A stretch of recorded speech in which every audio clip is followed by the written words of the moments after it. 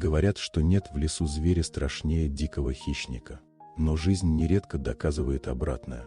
Самые опасные существа ходят не на 4 лапах, а на 2 ногах и прячутся за дорогими костюмами и уверенными улыбками. А тот, кого мы привыкли бояться, порой оказывается единственным, в чьем сердце еще живет честь. Эта история случилась в глухой сибирской тайге.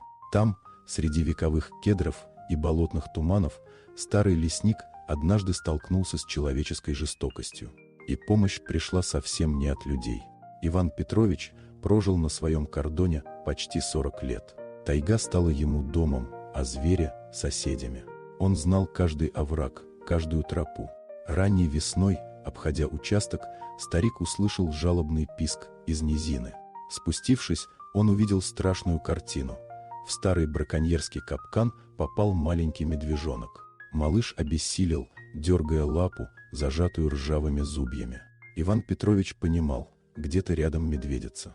И если она появится в этот момент, пощады не будет. Но оставить живое существо умирать он не мог.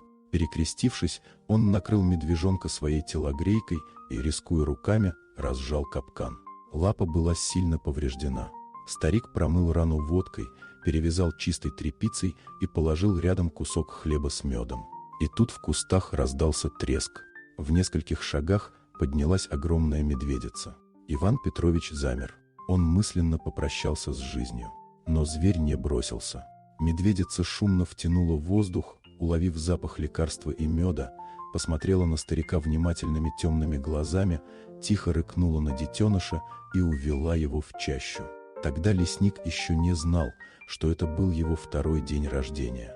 Прошло 5 лет. Случай тот почти стерся из памяти, хотя иногда возле дома появлялись огромные следы. Охотники обходили участок стороной, поговаривали, что здесь поселился медведь-шатун, никого не подпускающий. Но Ивана Петровича зверь не трогал. Старик время от времени оставлял на пне у опушки рыбу, ягоды или мед. К утру угощение исчезало. Так между ними установилось молчаливое согласие. Спокойствие нарушилось в один осенний день, когда к кордону подъехали 2 черных внедорожника. Из них вышли 4 крепких мужчин. Вели себя нагло, шумели, разбрасывали дрова. Главный, холеный тип с золотой цепью, заявил, что земля выкуплена под элитную базу отдыха. «Собирай вещи, дед. Час тебе», – бросил он, закуривая. Иван Петрович пытался объяснить, что живет здесь всю жизнь, что документы в порядке, идти ему некуда. Но его не слушали. Один из охранников толкнул старика в грязь, другой вынес канистру с бензином. «Не хочешь по-хорошему, будет по-плохому», – усмехнулся бандит, обливая крыльцо. Лесник поднялся, сдерживая слезы. Он понимал, что против этих самоуверенных людей бессилен. Закрыл глаза, готовясь к худшему. И вдруг тайгу разорвал оглушительный рев. Земля словно дрогнула. Из чащи, ломая кустарник, вылетел огромный бурый медведь. Настоящий хозяин леса. Шерсть его вздыбилась, а на правой передней лапе отчетливо виднелся старый шрам. Люди застыли. Оружие осталось в машинах. Медведь был уже рядом.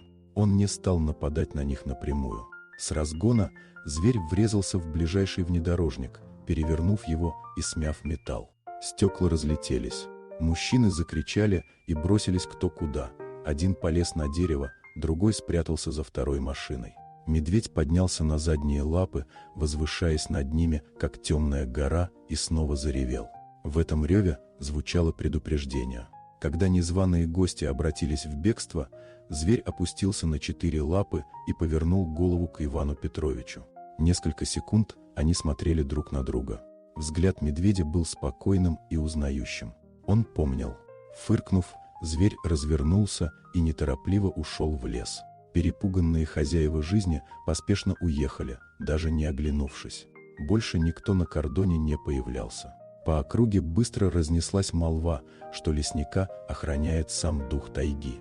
Иван Петрович починил покосившееся крыльцо и вечером, как обычно, вынес на пень миску с медом. Он часто думал о том, сколько благодарности и памяти бывает в звере, и как редко это встречается в людях.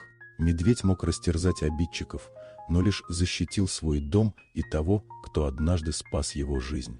Старик понял простую истину: пока человек остается человеком, сама природа встает на его сторону.